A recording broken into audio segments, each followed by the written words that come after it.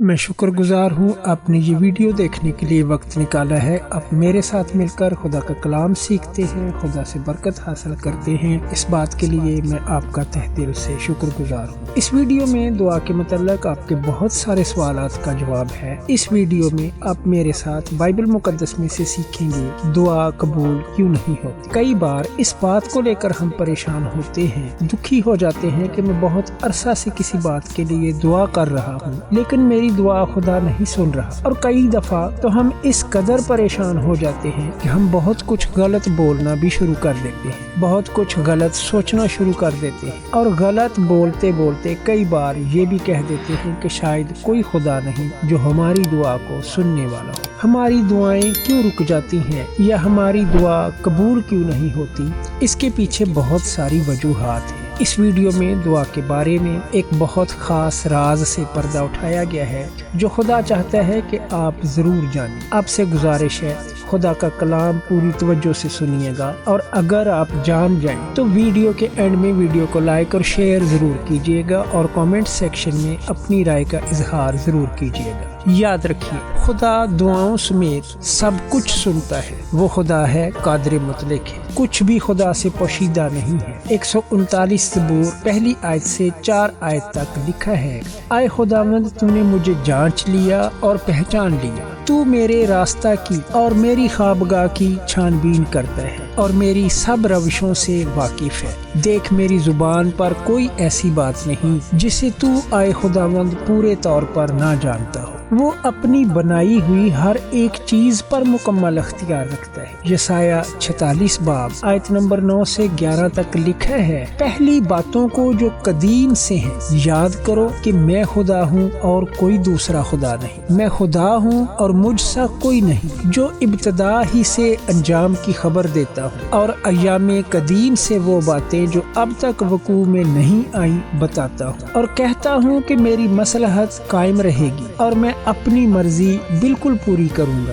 جو مشرق سے عقاب کو یعنی اس شخص کو جو میرے ارادہ کو پورا کرے گا دور کے ملک سے بلاتا ہوں۔ میں ہی نے یہ کہا اور میں ہی اس کو وقوع میں لاؤں گا۔ میں نے اس کا ارادہ کیا اور میں ہی اسے پورا کروں گا۔ سامعین، سوچنے کی ضرورت نہیں کہ خدا ہماری دعائیں سنتا ہے یا نہیں، وہ ہماری دعاؤں سے واقف ہے یا نہیں، بلکہ سوال یہ ہے کہ کیا ہماری دعا کا جواب دینا خدا کے ارادے میں ہے یا نہیں۔ خدا چاہتا ہے کہ ہم دعا کریں۔ اس نے دعا کو ایک ایسے ذریعے کے طور پر تخلیق کیا ہے جس کی مدد سے ہم اس کی ذات سے لطف اندوز ہو سکتے ہیں، بلکہ یہ کہنا زیادہ مناسب ہوگا کہ دعا کرنا خدا سے ملاقات کرنا ہے۔ مکاشفہ 3 باب آیت نمبر 20 میں لکھا ہے، دیکھ میں دروازہ پر کھڑا ہوا کھٹکھٹاتا ہوں، اگر کوئی میری آواز سن کر دروازہ کھولے گا تو میں اس کے پاس اندر جا کر اس کے ساتھ کھانا کھاؤں گا اور وہ میرے ساتھ۔ آپ نہ صرف دعا کرنا جاری رکھیں بلکہ اپنے دل کا دروازہ بھی کھول دیں اور یسوع کو ویلکم کریں، اور آج سے آپ اپنی ہر دعا میں یہ کہنا شروع کریں کہ یسوع ناصری آپ میری زندگی میں آؤ، اور ایمان رکھیں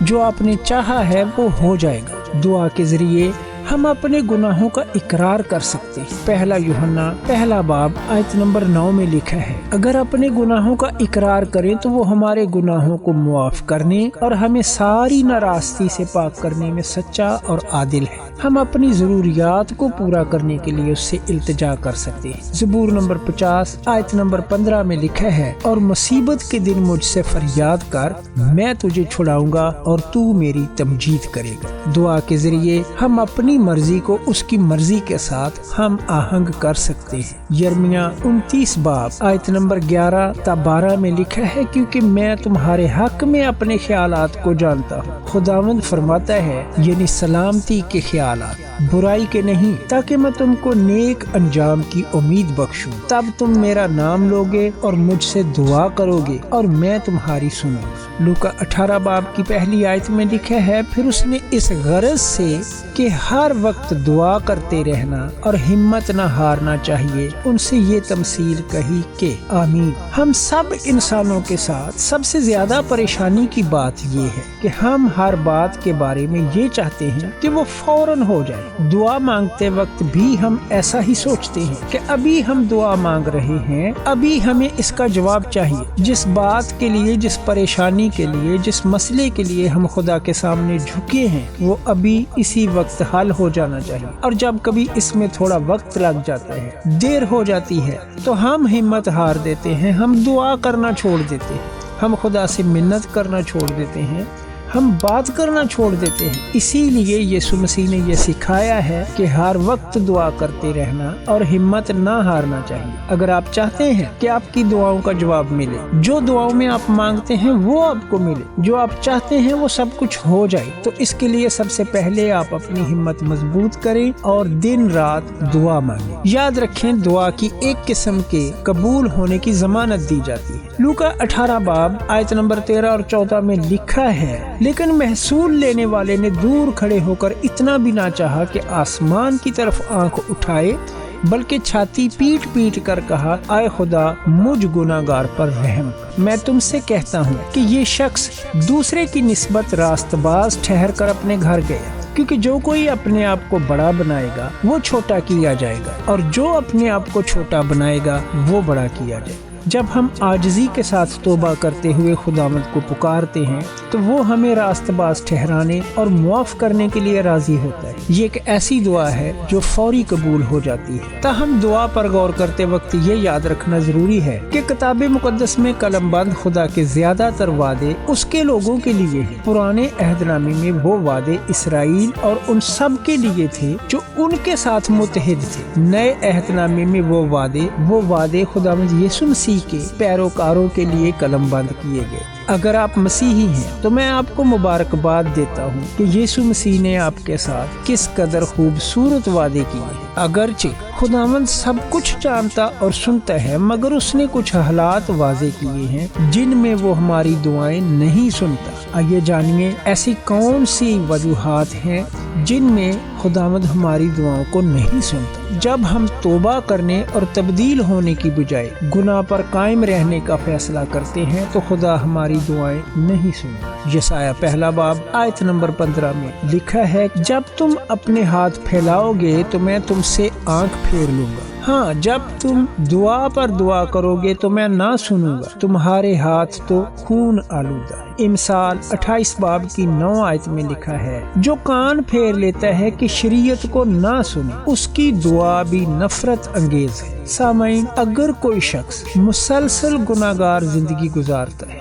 گناہ پر گناہ کرتا جاتا ہے، اور پھر وہ یہ دعا بھی کرتا ہے کہ خدا اسے تمام برکات عطا کرے، تو اس کی دعائیں نفرت انگیز ہیں۔ جب ہم اپنی نفسانی خواہشات کے مطابق مانگتے ہیں تو خدا ہماری دعا نہیں سنے۔ یعقوب 4 باب آیت نمبر 3 میں لکھا ہے کہ تم مانگتے ہو اور پاتے نہیں، اس لیے کہ بری نیت سے مانگتے ہو تاکہ اپنی عیش و عشرت میں خرچ کر۔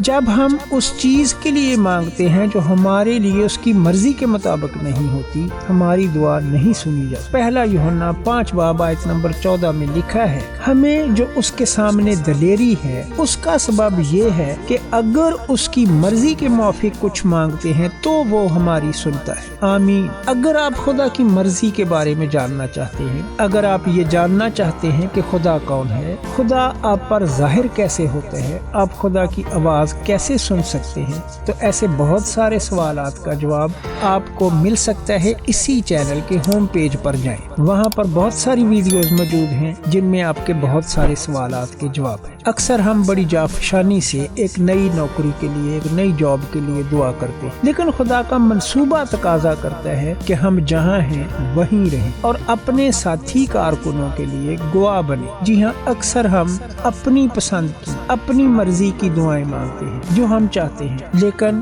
یاد رکھیں کہ خدا کا منصوبہ بھی ہے ہمارے لیے۔ جب ہم ایمان سے نہیں مانگتے تو ہماری دعا نہیں سنی جاتی۔ مرکز 11 باب 24 آیت میں لکھا ہے، اس لیے میں تم سے کہتا ہوں کہ جو کچھ تم دعا میں مانگتے ہو یقین کرو کہ تم کو مل گیا اور وہ تم کو مل جائے گا۔ تاہم ایمان کسی طرح کی باتوں کے لیے یقین رکھنا نہیں ہے، بلکہ یہ کسی ذات پر یقین رکھنا ہے۔ ہمارا ایمان خدا کے کردار اور اس کی اس خواہش کے مطابق ہے کہ وہ ہمیں برکت اور تسلی دے۔ جب ہم دعا کرتے ہیں تو ہمیں یقین ہونا چاہیے کہ وہ ہماری سنتا ہے اور ہر اس درخواست کو پورا کرے گا جو ہمارے لیے اس کی مرضی کے مطابق۔ پہلا یوحنا 5 باب آیت نمبر 14 اور 15 میں لکھا ہے، اور ہمیں جو اس کے سامنے دلیری ہے اس کا سبب یہ ہے کہ اگر اس کی مرضی کے موافق کچھ مانگتے ہیں تو وہ ہماری سنتا ہے، اور جب ہم جانتے ہیں کہ جو کچھ ہم مانگتے ہیں وہ ہماری سنتا ہے تو یہ بھی جانتے ہیں کہ جو کچھ ہم نے اس سے مانگا ہے وہ پایا ہے۔ خدا پاک ہے اور وہ چاہتا ہے کہ ہم بھی ویسے ہی پاک ہوں جیسا وہ پاک ہے۔ احبار 22 باب آیت نمبر 32 میں لکھا ہے، تم میرے پاک نام کو ناپاک نہ ٹھہرانا، کیونکہ میں بنی اسرائیل کے درمیان ضرور ہی پاک مانا جاؤں گا۔ میں خداوند تمہارا مقدس کرنے والا۔ پہلا پطرس پہلا باب آیت نمبر 16 میں لکھا ہے، کیونکہ لکھا ہے کہ پاک ہو اس لیے کہ میں پاک ہوں۔ جب وہ جانتا ہے کہ ہم بھی اس پاکیزگی کے خواہاں ہیں تو وہ ہماری دعاؤں کا ان طریقوں سے جواب دینے میں خوش ہوتا ہے جو ہماری روحانی ترقی کو جاری رکھتے ہیں۔ یوحنا 15 باب کی آیت نمبر 7 میں لکھا ہے، اگر تم مجھ میں قائم رہو اور میری باتیں تم میں قائم رہیں تو جو چاہو مانگو وہ تمہارے لیے ہو جائے گا۔ مسیح یسوع میں قائم رہنا ہی دعا کا راز ہے تاکہ ہم جو کچھ مانگے وہ اس کے دل کے موافق ہو۔ زبور نمبر 37 آیت نمبر 4 میں لکھا ہے، خداوند میں مطمئن رہ اور صبر سے اس کی آس رکھ۔ اس آدمی کے سبب سے جو اپنی راہ میں کامیاب ہوتا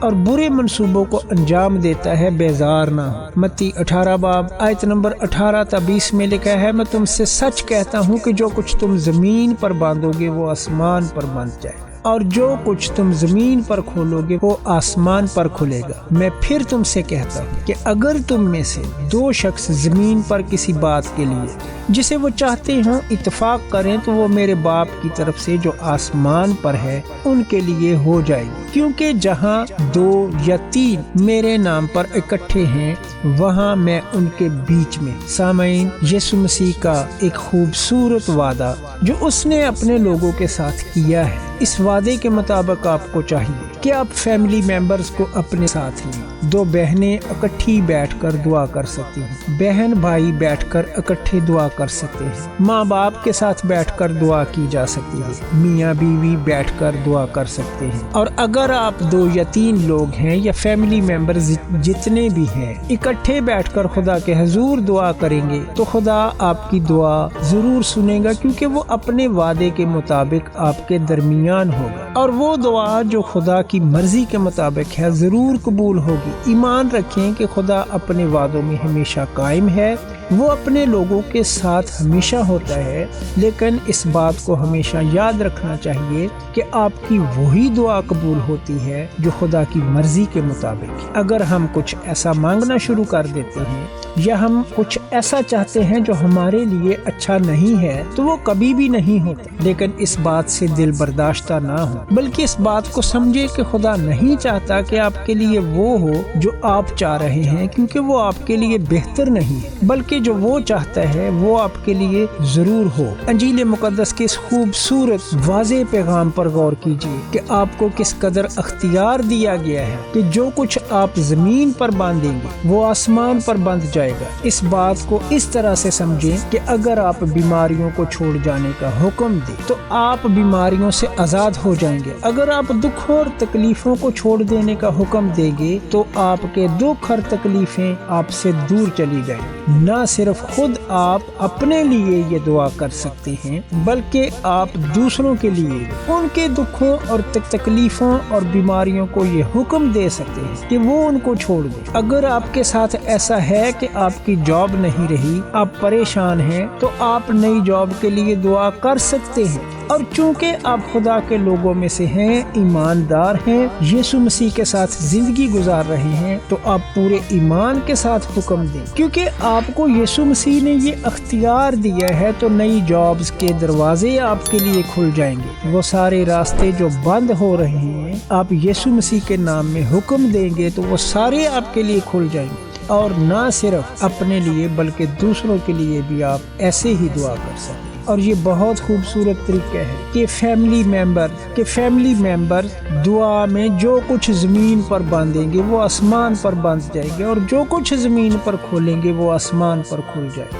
ایمان رکھتا ہوں آج کے اس خدا کے کلام کے وسیلہ سے ہم سب نے برکت پائی ہے۔ میں نے خدا کا پیغام آپ تک پہنچا دیا ہے، آپ کو چاہیے کہ آپ اس پیغام کو دوسروں کے ساتھ ضرور شیئر کریں۔ اگر آپ نہیں جانتے کہ ویڈیو کس طرح سے شیئر کی جاتی ہے تو یہ موضوع دوسروں کے ساتھ آپ گفتگو کے ذریعے شیئر کریں، تاکہ خدا کا کلام بہت سارے لوگوں تک پہنچ سکے، اور خدا کا کلام شیئر کرنا برکت کا باعث ہوگا۔ ویڈیو کو لائک اور شیئر کرنا نہ بھولیے گا۔ کامنٹ سیکشن میں اپنی رائے کا اظہار ضرور کریں، آپ کی رائے میرے لیے اہم ہے۔ خداوند ہم سب کو برکت دے، آمین۔